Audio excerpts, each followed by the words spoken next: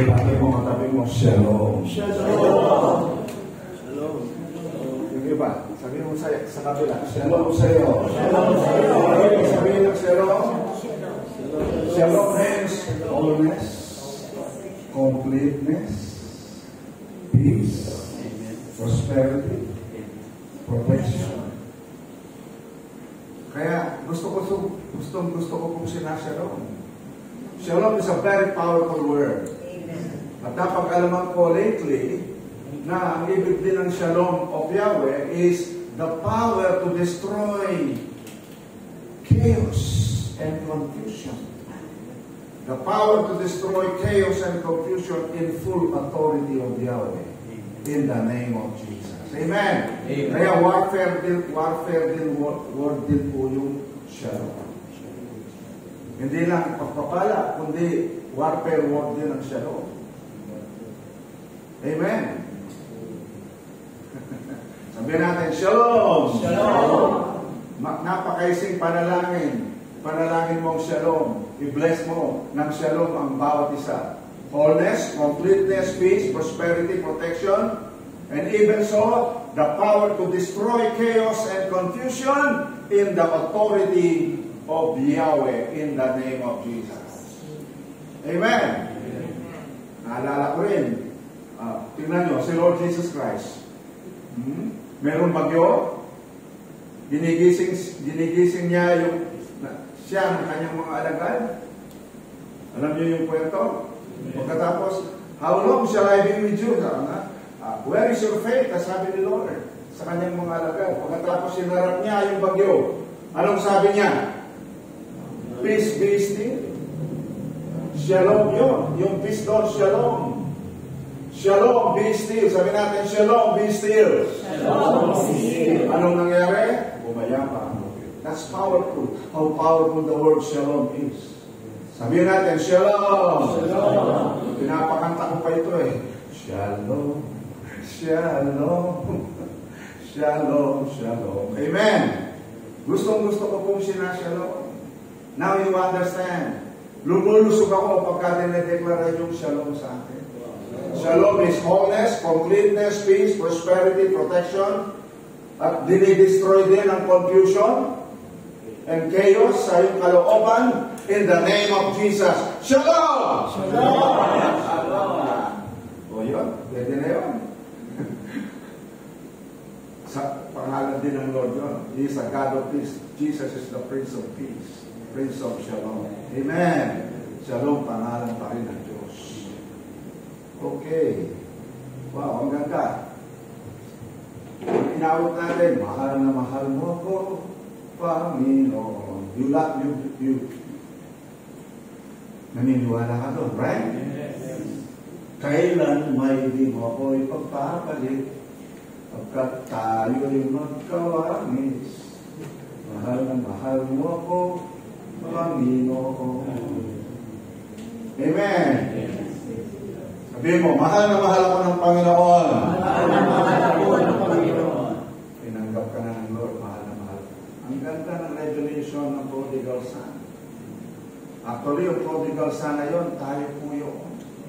Nung tanggapin natin si Jesus, amen, ni-restore ng Lord sa atin ang righteousness. Amen. Sabihin mo, Jesus, by His blood, make me righteous. I am the righteousness of God in Christ Jesus. Amen. Jesus, sabihin natin, Jesus by His blood made me holy. Yung po ang sandalias ng kabanalan. Amen. Ibig sabihin, kaya mo nang hindi magkasala ngayon.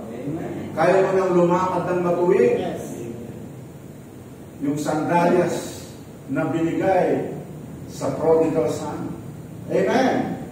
Yung pong robe, yun ang robe of righteousness. Amen. Pagkatapos, yung sing-sing. Pagiging anak. Sabi mo, Jesus, by His blood, made me a son of God. Ang son of God, nirestore din doon kung anong pag-aari ng Diyos, pag-aari mo. Amen. Pag-aari ng anak. Amen. Restore. Amen. Sabi mo, ako'y anak ng Diyos. Ako'y anak ng Diyos. Amen. Praise God.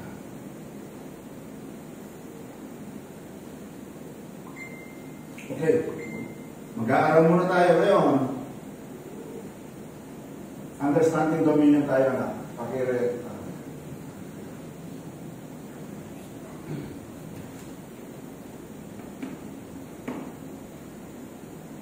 Anong preaching ni Jesus? Repent, for the kingdom of heaven is at hand. Matthew 4:17.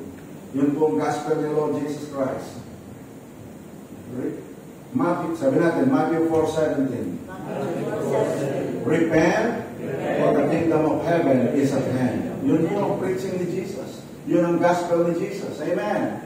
Sa kanyang mga alagad, ang sabi niya, as you go preach this message, the kingdom of heaven is at hand. And then he went on to say, you heal the sick, cast out devils, raise the dead, cleanse the lepers, freely you have received, freely give. Andiyan yan. Nakita mo na? Yun po ang utos ng Panginoon sa kanyang mga alagad.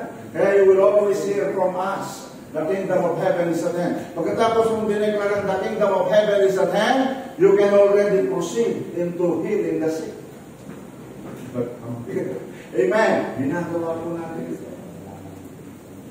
Amen.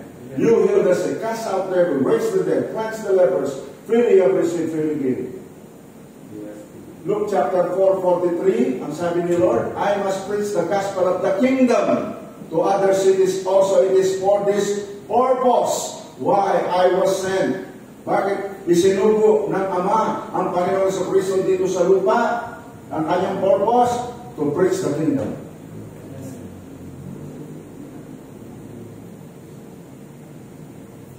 Kaya kanyang pagtutulong palagi, kingdom of God is like this. Amen. I understand, pinag-aaralan niyo yung mga parables of the kingdom. Yung po mga preachings ni Jesus. Ang kanyang preaching, word of the kingdom. Uy, mamin. Alayo? Mag-introduction. Sabi nga, the kingdom of heaven is at hand. The kingdom of heaven is at hand. Alam niyo ba na sino dito born again na? Amen. I want to see your hands. Amen. Sino dito born again na? Amen. Hindi. Kapatid, you were born again into the kingdom, hindi para pumunta lang sa langit.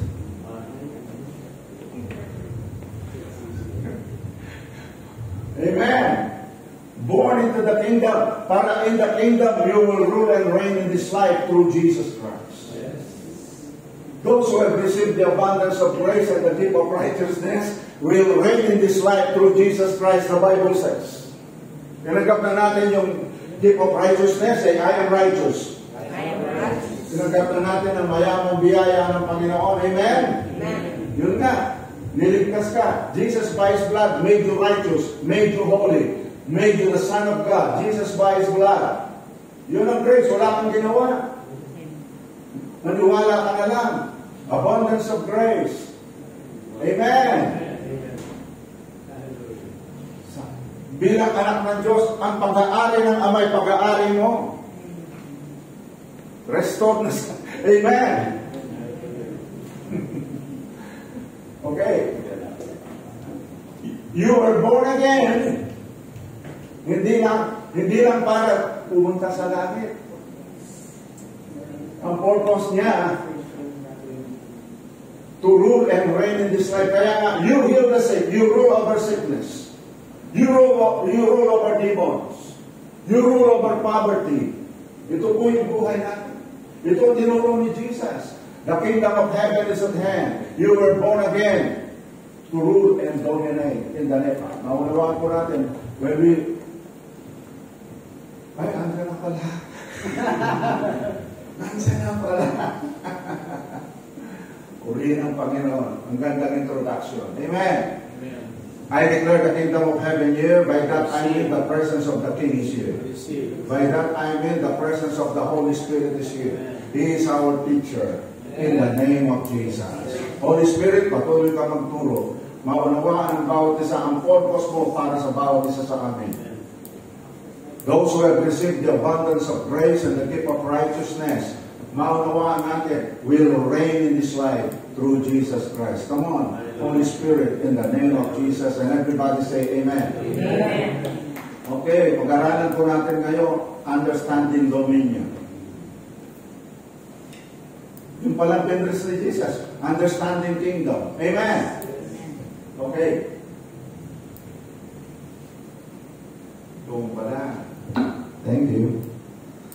Are you ready? Teaching time po tayo. Amen. You must understand dominion. Nauna na yung definition of terms. Actually, the Lord Jesus Christ ay nagre-reign. Ang ating hari nagre-reign sa langit. And then, He wanted to extend His kingdom from heaven to earth. Amen.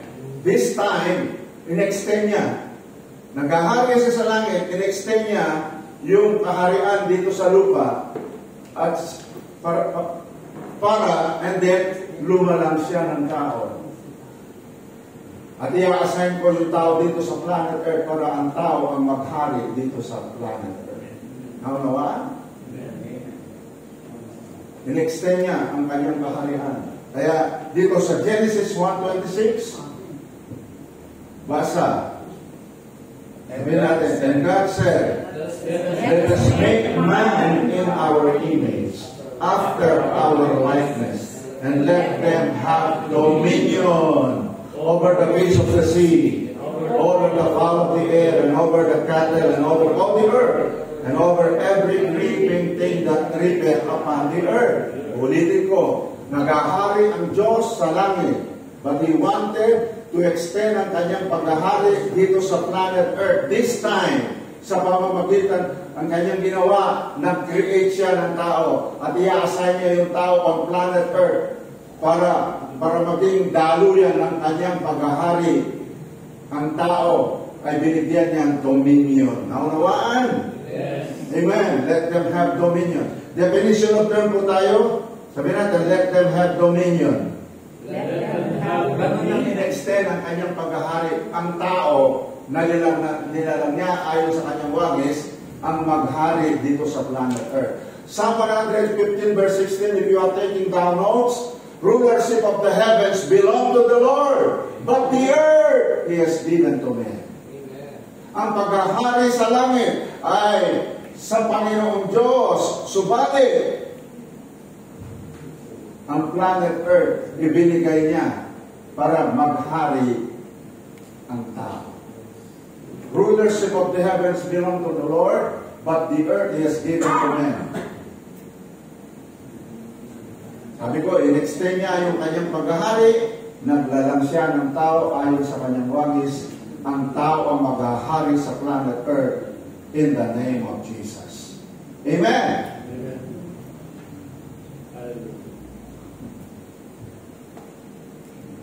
Definition of term tayo.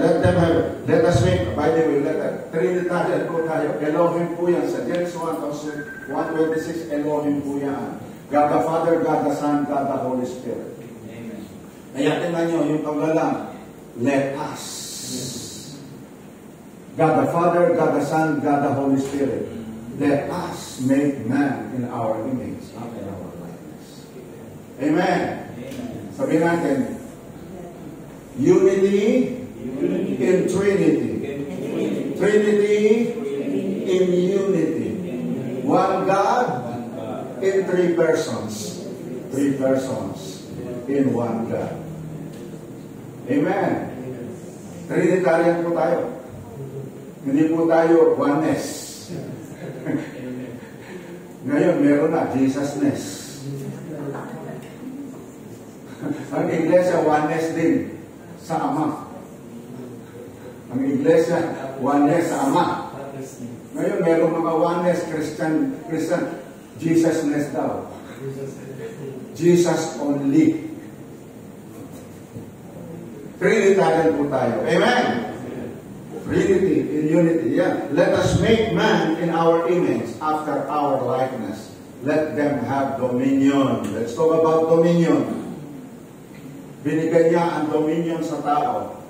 Let them have dominion. Ano ibig sabihin ng dominion?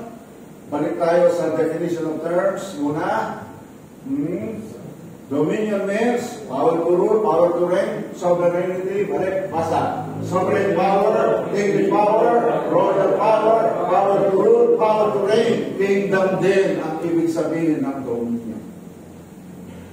Amen. Binigay ng Diyos ang dominion. We must understand dominion. Ito po ang ating pagtuturo ngayon. Okay, next. Kapatid, nilalang tayo ayon sa kanyang wangis. Kapatid, do not lose awareness of your identity. Huwag natin kakalimutan kung sino tayo. Palagi niyong maririnig sa atin yan. Amen. Sino ba? Ito ang nangyari kay Adan, sa unang Adan. Nakalimutan nila na sila'y anak na ng Diyos. Amen. Ang sabi, tinuksos nila ni Satanas, sabi niya, kung kakainin niyo ang bungang ito, magiging kagaya kayo ng Diyos. Basahin natin. Dito na lang. Magbasa po tayo, ha? Teaching time po tayo. Genesis 3. Basa. But of the fruit of the tree which is in the midst of the garden, God said, you shall not eat of it, neither shall you touch it, lest ye die. And the serpent said unto the woman, you shall not surely die, for God does know that in the day you eat thereof, then your eyes shall be opened, you shall be as gods, knowing good and evil. In other words, kung kakainin niyo yung bunga nito, magiging kagaya kayo ng Diyos. Genesis chapter 1, Genesis 3 yun eh. Genesis chapter 1, 26, kagaya na sila ng Diyos. Mawanas na sila ng Diyos. Nakita niyo? O, nakalimutan po. Kaya bumagsak sa pagkakasala po ng Adan. The Lord Jesus Christ, the second Adam, ang sabi ng Diablo, ganito rin ang aking gagawin. Buburahin ko ang kamalayan kay Jesus na siya ang anak ng Diyos. Di ba, pinupunti niya yung identity, binubura. Kasi nagtagumpay ako sa unang Adan, ito rin ang aking taktika ngayon. Buburahin ko rin ang kamalayan sa second Adam na sila ay anak ng Diyos. Are you following? Yes. Ganyan po. Nung Luke chapter 4 verse 3, and the devil said unto him, nung pumuksuyin ng Panginoon, if thou be the Son of God, command this stone, that it be made bread. Next na tayo na. Go. Ayan. Diyan po tinukso. The Lord. Amen. Pero kilala ni Lord ang kanyang sarili. Siya ang anak ng Diyos. Amen. Amen. Pero tingnan nyo. And the devil said unto him, if thou be the Son of God, command this stone that it be made bread. Luke chapter 4 verse 9. Basahin po natin. And he brought him to Jerusalem and set him on the pinnacle of the temple and said unto him, if thou be the Son of God, cast thyself down from heaven. If thou see the Son, binubura yung pamalayan na siya nga ang anak ng Diyos. But the Lord Jesus Christ, kilala niya yung kanyang sarili. Amen? Amen? Amen. Kaya hindi tumalab itong panunukso ng kaaway. Unlike doon po sa first Adam. Are you following? Kaya huwag po natin kakalimutan na tayo anak ng Diyos. Pwede kong ibigay ng emphasis ito. Amen? Isang teaching po ito, mahaba, pero bigkasin na lang natin. Amen? Ito yung identity natin. Jesus by His blood, come on. Jesus by His blood made me a son of God. Agree? Say, I am a son of God. Jesus by His blood made me righteous. Made you righteous. Say, I am the righteousness of God. In Christ Jesus. Jesus by His blood made you holy. Say, I am holy. I am righteous. Amen. Kilala mo sarili mo ganon. Amen. Ito pa, Jesus by His blood made you complete. Wow. Say, I am complete in Christ. Kilala mo sarili mo, you are complete. Amen. Jesus by His blood made you perfect. Uy, grabe. Amen. Hebrews 10:14. Jesus by His blood made you perfect. Say, I am perfected forever. I am perfected forever. Kilala mo sarili mo gano'n. Ganyan ka tinitingnan ng Lord. Amen. Amen. Say, Jesus by His blood made you a new creation in Christ Jesus. Wala ka nang nakaraan. Lahat sa'yo bagong-bago na. Say, I am the righteousness of God in Christ Jesus. I am a new creation in Christ Jesus. I am a son of God. I am complete in Christ, who is the head of all principalities and powers. I am perfected forever. Say it. I am perfected forever. Titingnan ko, tatanggapin ko ang sarili kong ganon. Amen.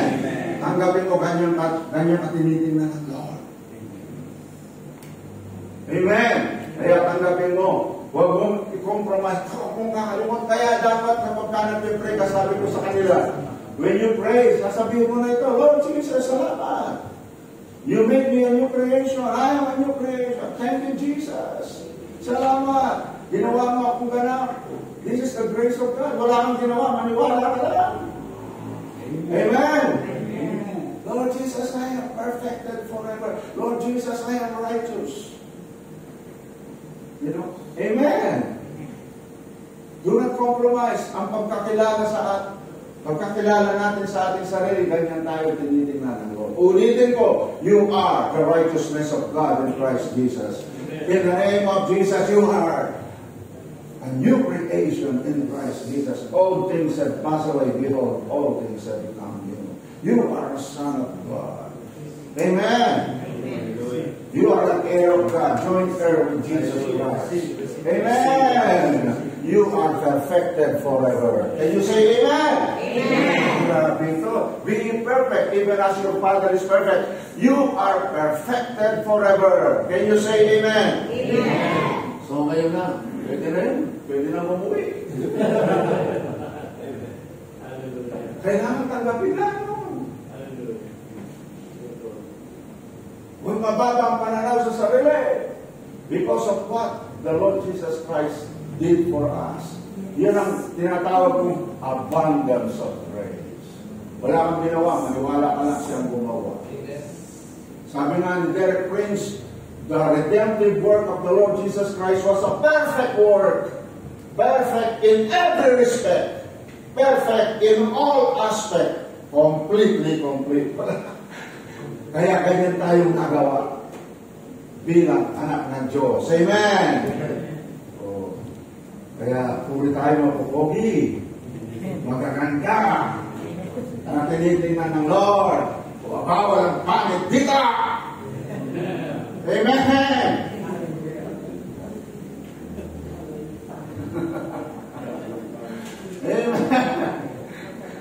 Balik tayo sa teaching. Ano yun, ha? Side teaching po yun. Side teaching po yun. Pwede na tayong muwi. Amen? Kaya, pagka inaawit ko yung mahal na mahal mo ako sa Panginoon, lalo ako sumasaya. Mahal na mahal mo ako, Panginoon. Pum, pum, pum, pum, pum, pum, pum, pum. Mahal. Sino pa nga musician sa akin? Sabi ni Lord, delight yourself also in the Lord, and He will give you the desires of your heart. Gusto ni Lord, happy ka. Hindi ako namumuliti ka. Gusto ko, happy ka. Sabi ni Lord, delight yourself also in the Lord. Amen. Amen. At ang sabi niya ba, yung desire ng puso mo, ipagkakaloob. Gusto ko palagi kang masaya. Delight yourself also in the Lord, and He will give you the desires of your heart. Another na naman, side comments na naman yun. Amen. Praise God. But next.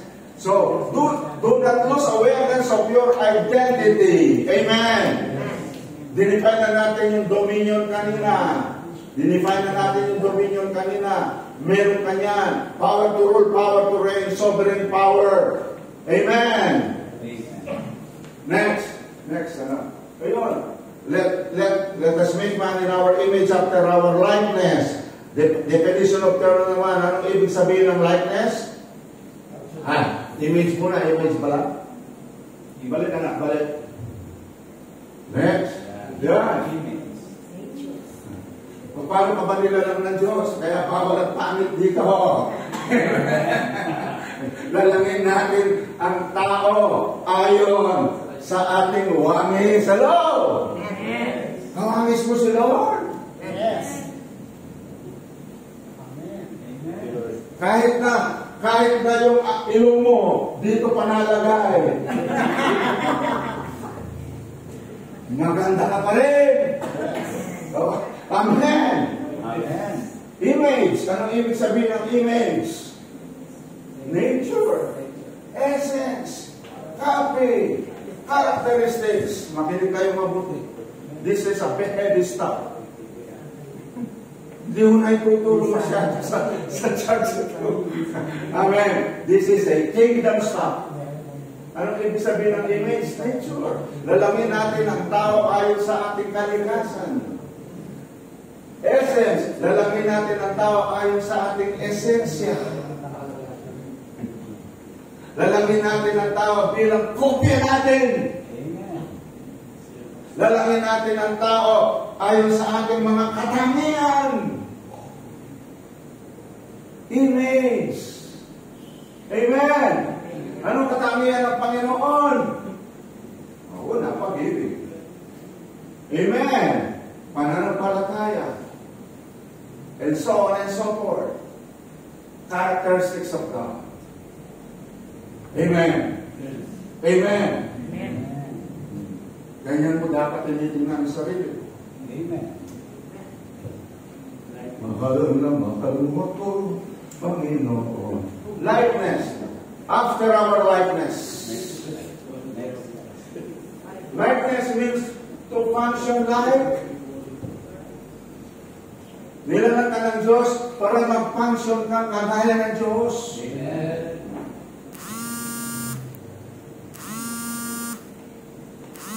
Ano ibig sabihin ng likeness? To function like. To function like. Paano nagpa-function ng Diyos? Bumibigkas na siya. Let there be light, and there was light. Masarap ka, ayos pa.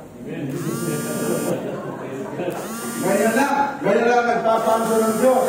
Amen. Pastor Cardi, Paano nagpa-function ng Diyos? Bumibigkas na.